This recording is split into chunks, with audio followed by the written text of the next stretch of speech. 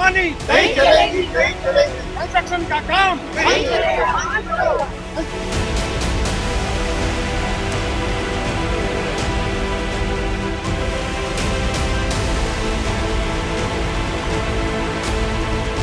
Legal construction नहीं चलेगी, illegal construction नहीं चलेगी, नहीं होने देंगे। भारत में एक स्थान है जंतर मंतर। पूरे देश से अपने इंसाफ की लड़ाई के लिए लोग वहां इकट्ठा होते हैं। लेकिन हम आपको बता दें, वसंत कुंज में भी एक ऐसा स्थान है जो जंतर मंतर की तरह हो गया है, जहां के स्थानीय लोग अपनी मांग को लेके, अपने इंसाफ के लिए, अपने हक के लिए रोज धरने पर बैठते हैं। जी हाँ, वसंत कुंज का ये इलाका अब जंतर मंतर की तरह हो गया है, जहाँ पे यहाँ के रेसिडेंट्स, यहाँ की महिलाएं, बच्चे, बुजुर्ग सभी लोग आते हैं। उससे पहले मैं अपनी बातों को बढ़ाऊं, आप देखिए मेरे ऊपर से ये एरोप्लेन जाना है, ये एयर ट्रैफिक है। ये यहाँ से हर कुछ मिनटों पर जो है एरोप्लेन गुजरता है। साथ ही साथ हाई टेंशन वायर भी आप देख सकते हैं, यहाँ पे जो है हाई टेंशन वायर भी है। और ये दोनों जगह जहां से फ्लाइट गुजर रही है, जहां से हाई टेंशन वायर है, विवाद उसी जगह से है। यानी इस जंतर मंतर के ठीक पीछे एक खाली प्लॉट है, वो प्राइवेट प्रॉपर्टी है। और स्थानीय लोगों का आरोप है कि बीते दिनों में डीडीए द्वारा मिली भगत से शायद अवैध तरीके से इस प्लॉट को प्राइवेट प्रॉपर्टी के तौर पर बेचा गया था डीडीए के द्वारा। दशकों पहले की ये बात है, लेकिन इसका हर्जाना आज ये लोग भुगत रहे हैं। क्यों? क्योंकि ये जो प्राइवेट प्रॉपर्टी है, यहाँ पर मल्टी लेवल बिल्डिंग बनाने का कानूनी अधिकार मिला है। जी हाँ, ये वो कानूनी अधिकार है जो इनको तीसरी, चौथी से पांचवी, छठी बिल्डिंग बनाने का अधिकार नहीं देता, लेकिन प्राइवेट बिल्डर के लिए 8वीं, 9वीं ऊपर और 2-3 फ्लोर शायद नीचे तक इसका अधिकार देता है। पता नहीं अधिकारों में पिक एंड चूज की भावना क्यों है, ये तो लोग बताएं, ये तो जो सिस्टम बनाने वाले हैं वो बताएंगे। बहरहाल हमारे साथ जो लोग हैं आप देख सकते हैं, बिल्कुल सिंपल। दरअसल वसंत कुंज की जनता के बारे में कहा जाता है बेहद शांति प्रिय, मिलजुल के रहने वाले और क्राइम फ्री इसे कहा जाता था, क्योंकि यहाँ पे काफी ज्यादा संख्या में सीनियर सिटीजन्स होते हैं, महिलाएं, बच्चे, एक फैमिली की तरह पूरी कॉलोनी रहती है। और शायद यही वजह है ये पूरा वसंत कुंज B1 का परिवार आज सड़क पे उतरा है। सबसे बुजुर्ग सर हमारे साथ है, शायद ये खड़े नहीं हो पा रहे इसलिए इन्होंने चेयर का सहारा लिया है। कहो तो मैं खड़ा हो जाऊंगा। नहीं सर, नहीं, थोड़ी दिक्कत है। नहीं, बात नहीं मेरा सर, ये देखिए आप नहीं, ऐसा नहीं। हाँ, दिक्कत ये है कि आप कितने देर तक खड़े रहेंगे, इसलिए आपको थोड़ी राहत दी गई है। ठीक है सर। सर आप बताइए, जो समस्या आप लोग झेल रहे हैं, क्या कहेंगे इसके बारे में? देखिए जी, सबसे पहले कि हम लोग यहाँ पर 89 सर हैं, 89 से आज तक 35 साल हो गए हैं, और हम लोग सब एक कुनबे की तरह हैं। एक जिस तरीके से पुराने जमाने में गांव हुआ करते थे, अब उस तरीके से हैं। एक एक रेसिडेंट मेंबर, 5000 से ज्यादा रेसिडेंट्स हैं, सब के सब एक परिवार की तरह से हैं।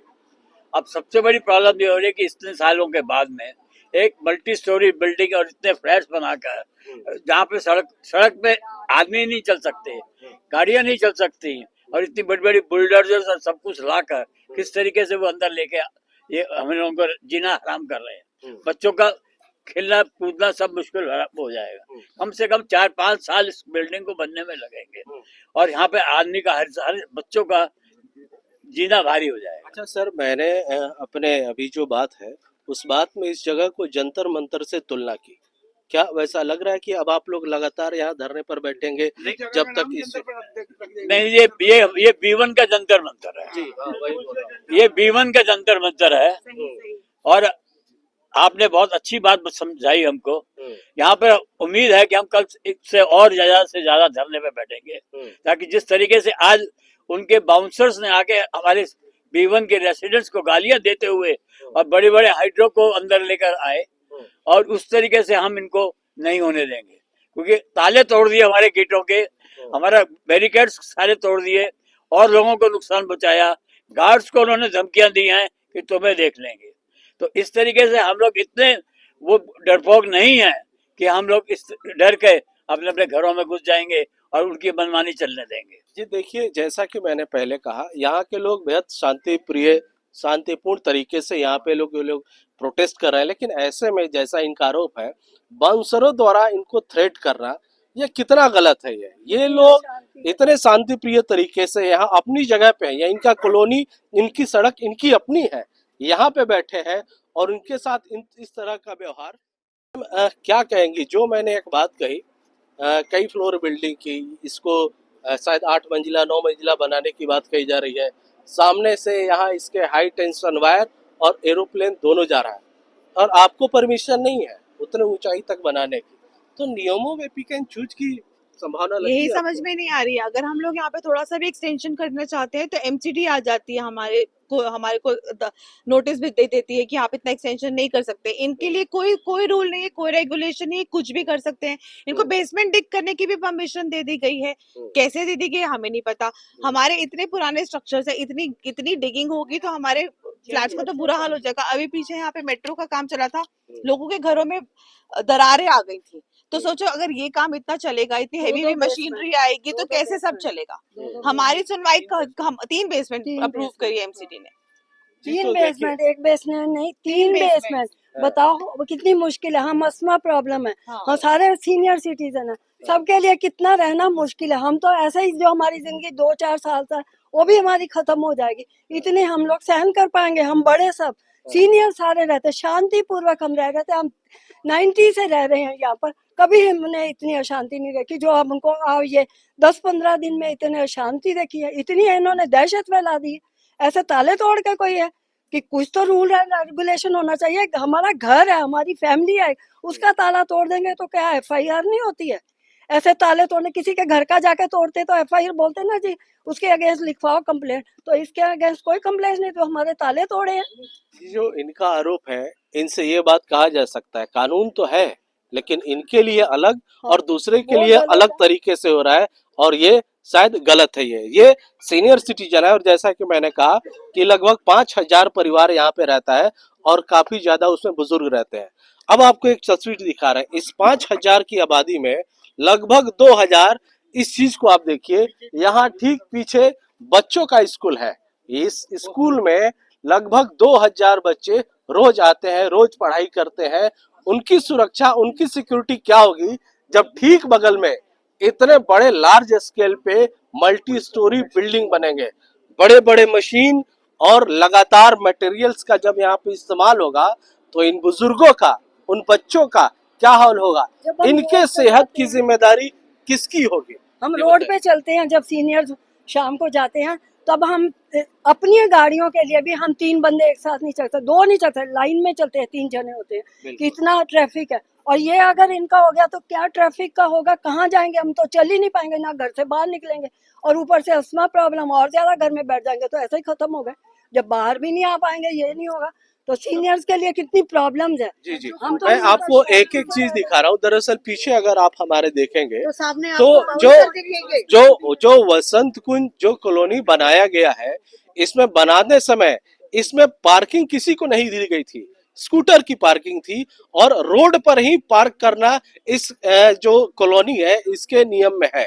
और जो सड़कें जो है, आप सोच सकते हैं जिन सड़कों पर गाड़ियां खड़ी है, अब वहां पर अगर हेवी व्हीकल आएंगे, बड़े बड़े मशीनरी आएंगे, तो इन सड़कों का क्या हाल होगा? आए दिनों पार्किंग को लेकर के यहाँ समस्या बनी रहती है, उतने बड़े बड़े व्हीकल आएंगे तो क्या होंगे। दरअसल अब इस पूरे मुद्दे पे एक मैं कानूनी जानकारी भी चाहूंगा, क्योंकि देखिए कोर्ट है, कानून है, सब चीज है।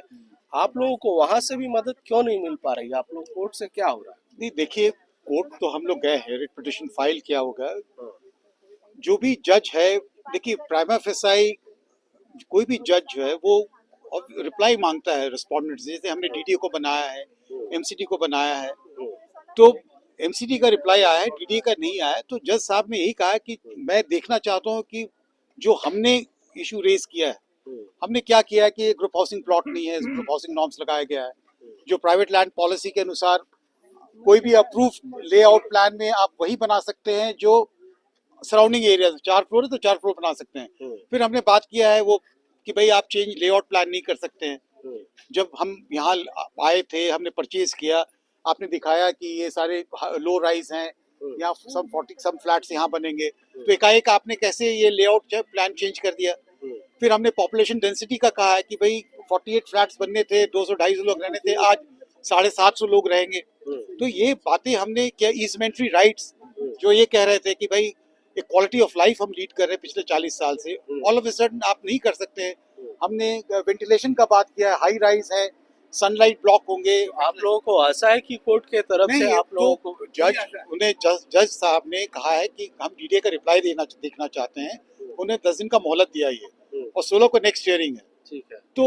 तो कोर्ट केस एक सब्जुडिस है ये। हाँ। इसमें ये नहीं कह सकते कि कोई स्टे मिला नहीं मिला, ये मैटर सब्जुडिस है। कोई अगर डिसमिस हो जाता हो, अगर स्टे ऑर्डर डिसमिस हो जाता तो आप कह सकते हैं कि हमें स्टे ऑर्डर नहीं मिला, लेकिन आज की डेट में ये सब्जुडिस है।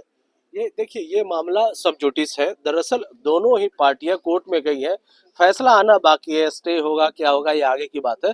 पर सवाल ये है कि जो नियम बनाए जाते हैं वो आम लोगों के लिए बनाए जाते हैं, जो लोगों की सुविधा के लिए हो वैसे बनाए जाते हैं। अगर जो कुछ नियमों में लोगों की दिक्कत है तो नियमों में बदलाव भी किया जाता है।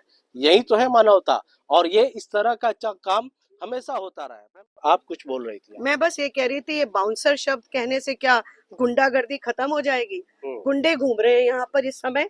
और एक बात बताइए, 70+ ईयर्स हो गए इंडिपेंडेंस के, अगर अभी भी ये हाल है कि हमें सड़क पे चलने में डर लगेगा, बिकॉज जब वो लोग बेचारे चौकीदार जो ड्यूटी कर रहे हैं उनको मार रहे हैं, धमका रहे हैं, तो कल हमें भी पकड़ के मारने लगेंगे।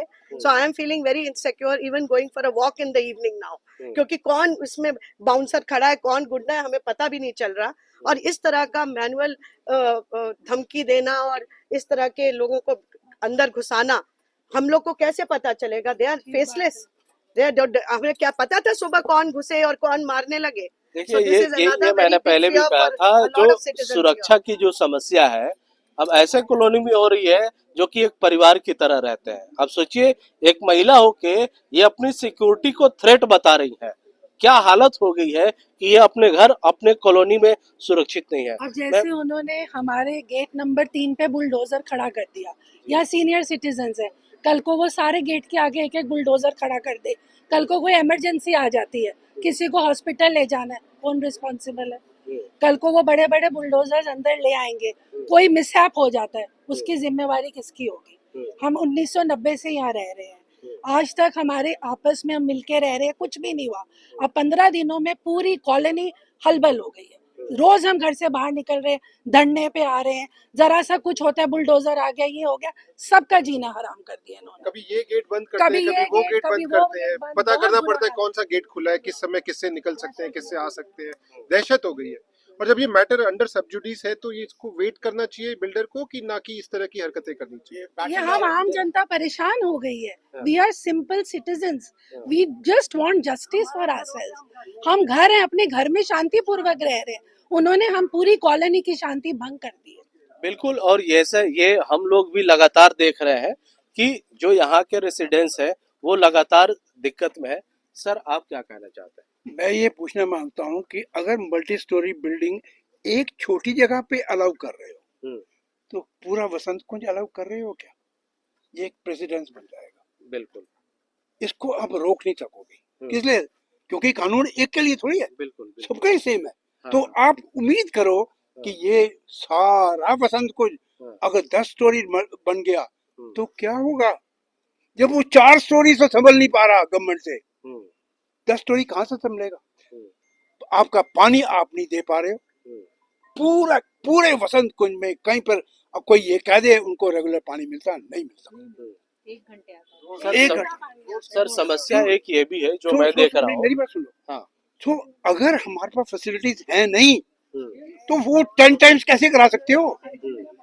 आपने 4 फुट स्टोरेज को बंदों को तो संभाल नहीं पा रहे हो, 10 स्टोरेज को कैसे संभालोगे? रास्ता कहाँ है?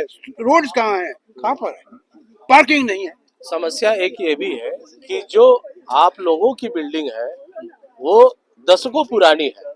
अब बिल्डिंग की जो हालत भी अगर कही जाएगी तो वो उतनी मजबूत नहीं है। यानी अगर जो यहाँ पे कंस्ट्रक्शन होता है तो बाकी बिल्डिंगों को भी डैमेज होने का खतरा है। मैं उस पॉइंट को अलग रख रहा हूँ। मैं ये कहता हूँ, अगर इनको 10 स्टोरी आपने कह दिया, हमको कैसे रोक लोगे ये बताओ। बिल्कुल, कानून जो है वो सभी के लिए बराबर होना चाहिए। अब किसी को हाई राइज बिल्डिंग बनाने की परमिशन मिल जाती है और कोई पुराने तरीके से ही रहता है। आखिर में ऐसा क्यों है?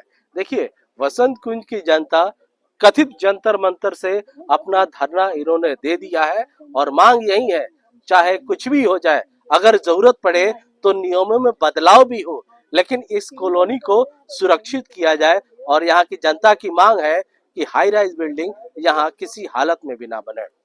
अमरदीप कुमार।